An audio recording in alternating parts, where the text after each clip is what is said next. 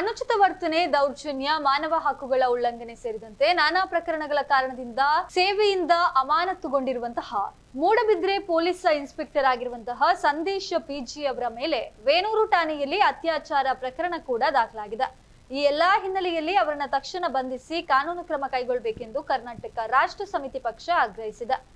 ಪಕ್ಷದ ಜಿಲ್ಲಾಧ್ಯಕ್ಷ ವೇಣುಗೋಪಾಲ್ ಮತ್ತು ಉಪಾಧ್ಯಕ್ಷ ರೋಷನ್ ಲೋಬೋ ಸೋಮವಾರ ಪುತ್ತೂರಿನಲ್ಲಿ ಪತ್ರಿಕಾಗೋಷ್ಠಿಯಲ್ಲಿ ಮಾತನಾಡಿ, ಪ್ರಸ್ತುತ ಸೇವೆಯಿಂದ ಅಮಾನತುಗೊಂಡಿರುವಂತಹ ಸಂದೇಶ್ ಅವರನ್ನ ಭವಿಷ್ಯದಲ್ಲಿ ಅಮಾನತು ರದ್ದಾದಲ್ಲಿ ದಕ್ಷಿಣ ಕನ್ನಡ ಜಿಲ್ಲೆಯಿಂದ ಹೊರಗೆ ವರ್ಗಾವಣೆ ಮಾಡಬೇಕು ಎಂದು ಒತ್ತಾಯಿಸಿದ್ರು. ಮಾನವ ಹಕ್ಕುಗಳ ಉಲ್ಲಂಘನೆ ಮಾಡಿರುವ ಬಗ್ಗೆ ಮತ್ತು ಮಹಿಳೆ ಮಕ್ಕಳ ಮೇಲೆ ಹಲ್ಲೆ ಮಾಡಿರುವ ಪ್ರಕರಣದಲ್ಲಿ ಪೊಲೀಸ್ ಠಾಣೆಯ ಸಿಸಿ ಕ್ಯಾಮೆರಾ ಪರಿಶೀಲಿಸಬೇಕು. ಕಾಂಪೌಂಡ್ ಹಾರಿ ವಾಹನಕ್ಕೆ ತುಳಿದ ಪ್ರಕರಣದಲ್ಲಿ ಕ್ರಿಮಿನಲ್ ಮೊಕದ್ದಮೆ ದಾಖಲಿಸಬೇಕು. ಜನಸಾಮಾನ್ಯರ ಮೇಲಿನ ಪ್ರಕರಣಗಳಲ್ಲಿ ತನಿಖೆ ಮಾಡುವ ರೀತಿಯಲ್ಲೇ ಸಂದೇಶ್ ಪಿಜಿ ಅವರ ವಿರುದ್ಧ ಪ್ರಕರಣಗಳನ್ನು ಉನ್ನತ ಮಟ್ಟದ ತನಿಖಾ ತಂಡದಿಂದ ತನಿಖೆ ನಡೆಸಬೇಕು. ಸರಿಯಾದ ರೀತಿಯಲ್ಲಿ ಸಾಕ್ಷ್ಯಗಳನ್ನ ಕಲೆ ಹಾಕಿ ಸೂಕ್ತ ತನಿಖೆಯನ್ನ ನಡೆಸಬೇಕು. ಈಗಾಗಲೇ ಬಿತ್ತರಗೊಂಡಿರುವ ಎಲ್ಲಾ ವಿಡಿಯೋ ಮತ್ತು ಆಡಿಯೋಗಳನ್ನ ವಶಕ್ಕೆ ಪಡೆದುಕೊಂಡು ಅವುಗಳನ್ನ FSL ತನಿಖೆಗೆ ಕಳುಹಿಸಿ ಕೊಡಬೇಕು. ಪೊಲೀಸ್ ಸಮವಸ್ತ್ರ ದುರುಪಯೋಗ ಮಾಡಿಕೊಂಡಿರುವ ಇನ್ಸ್ಪೆಕ್ಟರ್ ವಿರುದ್ಧ ಸೂಕ್ತ ಕಾನೂನು ಕ್ರಮ ಜರುಗಿಸಬೇಕು.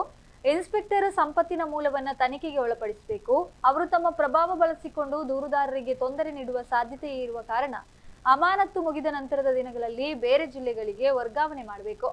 ಪೊಲೀಸ್ ಠಾಣೆಯ ಎಲ್ಲಾ ಕಡೆ ಸಿಸಿ ಕ್ಯಾಮೆರಾಗಳನ್ನ ಅಳವಡಿಸಿ ಸುಪ್ರೀಂ ಕೋರ್ಟ್ ಮಾರ್ಗದರ್ಶಿ ಸೂತ್ರದ ಪ್ರಕಾರ ಸಿಸಿ ಕ್ಯಾಮೆರಾದ ದೃಶ್ಯಾವಳಿಗಳನ್ನ 18 ತಿಂಗಳ ಕಾಲ ಸಂರಕ್ಷಿಸಿಡಲು ಕ್ರಮ ಕೈಗೊಳ್ಳಬೇಕು ಎಂದು ಒತ್ತಾಯಿಸಿದರು. ಸಂದೇಶ್ ಅವರು ಈ ಹಿಂದೆ ಕಾರ್ಕಾಲದಲ್ಲಿ ಕರ್ತವ್ಯದಲ್ಲಿದ್ದಾಗ ಸೇವೆಯಿಂದ ಅಮಾನತುಗೊಂಡಿದ್ರು. ಬಜ್ಪೇಟ್ ಠಾಣೆಯಲ್ಲಿ ಕರ್ತವ್ಯ ನಿರ್ವಹಿಸ್ತಾ ಇದ್ದಾಗ ಇತರರ ಮೇಲೆ ಹಲ್ಲೆ ಮಾಡಿದ ಆರೋಪ ಆಯಿತು. ಬೆಳ್ತುಂಗಡಿಯಲ್ಲಿ ಕರ್ತವ್ಯ ನಿರ್ವಹಿಸ್ತಾ ಇದ್ದಾಗಲೂ ಕಿರುಕುಳ ನೀಡಿದ ಆರೋಪ ಆಯಿತು. ಬಜ್ಪೆಯಲ್ಲಿ ಕರ್ತವ್ಯ ನಿರ್ವಹಿಸ್ತಾ ಇದ್ದಾಗ ಪಡುಪೆರಾರ, ಕಂದಾವರ, ಗುರುಪುರ ಮತ್ತು ಮುತ್ತೂರು ಗ್ರಾಮ ಸಭೆಗಳಲ್ಲಿ ಇವರ ವಿರುದ್ಧ ನಿರ್ಣಯ ಕೈಗೊಳ್ಳಲಾಗಿತ್ತು. ಹೀಗೆ ಹಲವು ಆರೋಪಗಳನ್ನು ಎದುರಿಸ್ತಾ ಇರುವ ಸಂದೇಶ್ ಪಿಜಿ ಅವರಿಗೆ ನೀಡಲಾಗಿದ್ದ ಮುಖ್ಯಮಂತ್ರಿ ಪ್ರಶಸ್ತಿಯನ್ನ ವಾಪಸ್ ಪಡೆಯಬೇಕು ಎಂದು ಆಗ್ರಹಿಸಿದರು. ಪತ್ರಿಕಾಗೋಷ್ಠಿಯಲ್ಲಿ ಕೆಆರ್ಎಸ್ ಪಕ್ಷದ ಜಿಲ್ಲಾ ಪ್ರಧಾನ ಕಾರ್ಯದರ್ಶಿ ವಿನ್ನಿ ಪಿಂಟೋ, ಕಾರ್ಯದರ್ಶಿಗಳಾದ ಶಿವರಾಜು, ನಾಗರಾಜು ಉಪಸ್ಥಿತರಿದ್ದರು. ನೀವು ತೆಗೆದುಕೊಳ್ಬೇಕು, ತನಿಖಾಧಿಕಾರಿ ಅದು ಕೆಲಸ ಅವರು ಮಾಡಬೇಕು. ಮತ್ತೆ ಬಜ್ಪೆ ಠಾಣೆದ್ದು ಸಿಸಿ ಕ್ಯಾಮರಾ ಕೇಳಿ ಅಂತೇಳಿ ಯಾವುದು ಕೇಳಲಿಲ್ಲ. ಹ್ಯೂಮನ್ ರೈಟ್ಸ್ಗೆ ನಾವು ಪತ್ರ ಬರೆದಿದ್ದೇವೆ. ಏನಂತ ಹೇಳಿದಾಗ, ನೋಡಿ ಇದು ಕಮಿಷನರ್ ತೆಗೆದುಕೊಳ್ಬೇಕು, ಇಲ್ಲ ನೀವು ತೆಗೆದುಕೊಳ್ಬೇಕು. ಇವರು ಏನು ಹೇಳ್ತಾ ಇದ್ದಾರೆ ಅಂತ ಹೇಳಿದಾಗ, ಠಾಣೆಯ ಸಿಸಿ ಕ್ಯಾಮರಾ ಫುಟೇಜ್ 35 ದಿವಸ ಮಾತ್ರ ಇರುವುದಂತೆ. ನಾವು ಹೇಳ್ತಾ ಇದ್ದೇವೆ, ಸುಪ್ರೀಂ ಕೋರ್ಟ್ ಗೈಡ್ಲೈನ್ಸ್ ಪ್ರಕಾರ 18 ತಿಂಗಳು ಪ್ರಿಸರ್ವ್ ಮಾಡಿರಬೇಕು, ನೈಟ್ ವಿಷನ್ ಇರಬೇಕು. ಅದು ಕೂಡ ದಾಖಲೆ ನನ್ನ ಹತ್ರ ಇದೆ.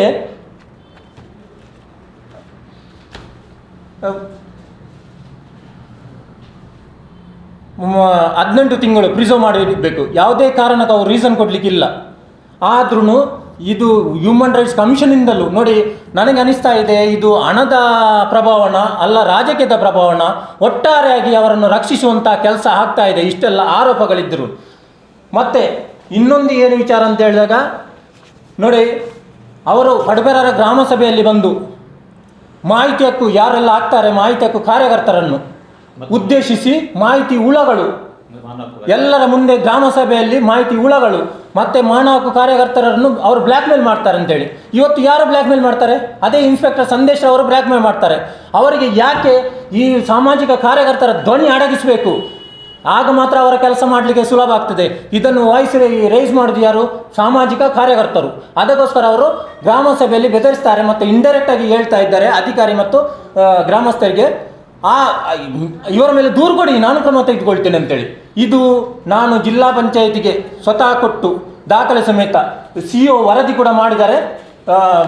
CO ವರದಿ ಮೇಲೆ ಜಿಲ್ಲಾ ಪಂಚಾಯತಿನ ಮುಖ್ಯ ಕಾರ್ಯನಿರ್ವಹಣಾಧಿಕಾರಿ ಅವರು ನೋಡಿ ಹೇಳ್ತಾ ಇದ್ದಾರೆ, ಗ್ರಾಮ ಸಭೆಯಲ್ಲಿ ಮಾನವ ಹಕ್ಕು ಉಲ್ಲಂಘನೆ ಆಗಿದೆ, ಅದರ ವರದಿಯೊಟ್ಟಿಗೆ ವಿಡಿಯೋ ತುಣುಕನ್ನು ಪೆನ್ಡ್ರೈವನ್ನು ನಾವು ಕೊಡ್ತಾ ಇದ್ದೇವೆ, ಕ್ರಮ ತೆಗೆದುಕೊಳ್ಳಿ ಅಂತೇಳಿ. ಯಾರು ಈಗ ಅವರು ದಾಖಲೆ ಬೇಕು ಕಮಿಷನರ್ ಅಂತ ಕೇಳ್ತಾ ಇದ್ದಾರಲ್ಲ, ದಾಖಲೆ ಕೊಟ್ಟಾಗಲೂ ಯಾಕೆ ಆ್ಯಕ್ಷನ್ ಆಗಲಿಲ್ಲ? ಆವಾಗ ಇದ್ದ ಕಮಿಷನರ್ ಇವರಲ್ಲ, ಶಶಿಕುಮಾರ್ ಅಂತೇಳಿ. ನೋಡಿ, ಯಾರೇ ಕಮಿಷನರ್ ಆಗಲಿ, ನಾನು ವ್ಯವಸ್ಥೆ ಬಗ್ಗೆ ಮಾತಾಡೋದು. ವ್ಯವಸ್ಥೆ ಇದೇನೇ ಇಲ್ಲ, ದಾಖಲೆ ಕೊಟ್ಟಾಗ ಕ್ರಮ ತೆಗೆದುಕೊಳ್ಬೇಕು ಬೇಡ? ನೋಡಿ, ಇದು ಡೈರೆಕ್ಟ್ ಹ್ಯೂಮನ್ ರೈಟ್ಸ್ ವೈಲೇಷನ್. ಎಷ್ಟೋ ಹ್ಯೂಮನ್ ರೈಟ್ಸ್ ವೈಲೇಷನ್ ಆಗ್ತದೆ. ಮತ್ತು ಹ್ಯೂಮನ್ ರೈಟ್ಸ್ ಕಮಿಷನರ್ ಅವರು, ಯಾವುದು ನ್ಯಾಷನಲ್ ಹ್ಯೂಮನ್ ರೈಟ್ಸ್ ಕಮಿಷನ್, ಅವರು ಏನೇ ಹೇಳ್ತಾ ಇದ್ದಾರೆ ಅಂತ ಹೇಳಿದ್ದಾರೆ ಈ ಸರ್ಕ್ಯುಲರಲ್ಲಿ. ನೋಡಿ, ಮಾನವ ಹಕ್ಕು ಕಾರ್ಯಕರ್ತರನ್ನು ಸಂರಕ್ಷಣೆಯ ಕಾರ್ಯ ನಿರ್ವಹಿಸುವ ಪಡೆಗಳಲ್ಲಿ ಭಾಗ್ಯಸ್ಥರೆಂದು ಪರಿಗಣಿಸಬೇಕು. ಅವರ ಜೊತೆ ಸಕ್ರಿಯವಾಗಿ ಸೌಜನ್ಯವಾಗಿ ನಡೆದುಕೊಳ್ಬೇಕಂತೇಳಿ ಹೇಳ್ತಾ ಇದೆ. ಇದು ಡೈರೆಕ್ಷನ್ ಯಾವಾಗ 2014ರಲ್ಲಿ ಬಂದಿದೆ ಇದು ಕರ್ನಾಟಕ ಸರ್ಕಾರದಿಂದ. Actually national human rights commission state human rights ಕಮಿಷನ್ಗೆ ಬರೆದದ್ದು, ಮತ್ತು ಸರ್ಕಾರ ಸುತ್ತೋಲೆ ಹೊರಡಿಸ್ತಾ ಇದೆ. ಮತ್ತು ಇನ್ನೊಂದು ವಿಚಾರ ನಾನು ಹೇಳ್ತಾ ಇದ್ದೇನೆ, ಏನಂತ ಹೇಳಿದಾಗ ಪೊಲೀಸ್ ದೂರು ಪ್ರಾಧಿಕಾರ ಏನು ಮಂಗಳೂರಲ್ಲಿದೆ, ನೀವು ಬೇಕಾದರೆ ಮಾಹಿತಿ ತೆಗೆದುಕೊಳ್ಳಿ. ಒಂದೇ ಸಭೆ ಇಲ್ಲ, ಯಾವುದು ದೂರಿಗೆ ಏನಿಲ್ಲ. ಅದರಲ್ಲಿ ಅಧ್ಯಕ್ಷರು DC ಮತ್ತು ಸದಸ್ಯರು ಇವರು ಇರ್ತಾರೆ, ಪೊಲೀಸ್ ಕಮಿಷನರ್ ಮತ್ತು SP ಅವರು ಮತ್ತು ಬೇರೆಯವರು ಇರ್ತಾರೆ. ನೋಡಿ 2000 ಪೊಲೀಸ್ ದೂರು ಪ್ರಾಧಿಕಾರ ಅಂತೇಳಿದೆ, ಮಂಗಳೂರು ಪೊಲೀಸ್ ದಕ್ಷಿಣ ಜಿಲ್ಲಾ ಪೊಲೀಸ್ ದೂರು ಪ್ರಾಧಿಕಾರ ಅಂತೇಳಿ. ಮತ್ತೆ ಏನಂತ ಹೇಳಿದಾಗ ನೋಡಿ 2022ರಲ್ಲಿ ಸ್ವತಃ ಪೊಲೀಸ್ ದೂರು ಪ್ರಾಧಿಕಾರ, ಸ್ಟೇಟ್ ರಾಜ್ಯ ಪೊಲೀಸ್ ದೂರು ಪ್ರಾಧಿಕಾರ ಹೇಳ್ತಾ ಇದೆ, ಯಾರು ದೂರು ಕೊಡ್ತಾರೋ ಅವರ ಮೇಲೆ ದೂರು ದಾಖಲಾಗ್ತದೆ, ದೌರ್ಜನ್ಯ ಆಗ್ತದೆ. ಅದು ಆಗಿದೆ, ನಮಗೂ ಆಗಿದೆ, ಇವರಿಗೂ ಆಗಿದೆ. ಮತ್ತು ಏನು ಕಟೀಲಲ್ಲಿ ಅವರಿಗೆ ಆಗಿದೆ, ಸುಮತಿ ನಾಯಕ್ ಆರೋಪ ಮಾಡುವಂಥದ್ದು ಕೂಡ ಅವರಿಗೂ ಆಗಿದೆ. ನಾವು ಎಲ್ಲ ಕೇಳ್ತಾ ಇದ್ದೇವೆ, ಠಾಣೆಯಲ್ಲಿ CC ಕ್ಯಾಮರಾ ಇದೆ, ಅದನ್ನು ಯಾಕೆ ಪೊಲೀಸರ ಪರಿಗಣನೆಗೆ ತೆಗೆದುಕೊಳ್ತಾ ಇಲ್ಲ? ಅದನ್ನು ಪರಿಶೀಲಿಸಬೇಕಲ್ವಾ? ಯಾರು ಪರಿಶೀಲಿಸುವುದು? ಅಲ್ಲ, ಸಾಕ್ಷಿ ಯಾರು ಕೊಲೆ ಹಾಕುದು? ಇದು ಪೊಲೀಸ್ ಇಲಾಖೆದ್ದು ಕೆಲಸ ಅಲ್ವಾ? ನೋಡಿ, ಎಲ್ಲ ದಾಖಲೆಗಳನ್ನಿಟ್ಟು ನೋಡಿ. CC ಕ್ಯಾಮರಾದ ಬಗ್ಗೆ ನಾನು ಮಾಹಿತಿಯಲ್ಲಿ ಕೇಳಿದ್ದು, CC ಕ್ಯಾಮರಾ 4 CC ಕ್ಯಾಮರಾ ಮಾತ್ರ, ಎಲ್ಲ ಠಾಣೆಯ ಎಲ್ಲ ಕೋಣೆಗಳಿಗೆ CC ಕ್ಯಾಮರಾ ಬೇಕು. CC ಕ್ಯಾಮರಾ ಎಕ್ಸೆಪ್ಟ್ ಟಾಯ್ಲೆಟ್ ಮತ್ತು ಬಂದಿಖಾನೆಗೂ ಎಲ್ಲಿಯೂ ಇಲ್ಲ. 4 ಕ್ಯಾಮರಾಗಳಿವೆ, ಕೆಲವು ಠಾಣೆಯಲ್ಲಿ 5 ಕ್ಯಾಮರಾಗಳಿವೆ. ಹಾಗಾದರೆ ಇವರು ಏನು ಮಾಡ್ತಾ ಇದ್ದಾರೆ ನೋಡಿ, ಇಲ್ಲಿ ಕೊಡ್ತಾ ಇದ್ದಾರೆ ಆಡಿಯೋ ವಿಡಿಯೋ ರೆಕಾರ್ಡಿಂಗ್ ಮತ್ತು ನೈಟ್ ವಿಷನ್ ರೆಕಾರ್ಡಿಂಗ್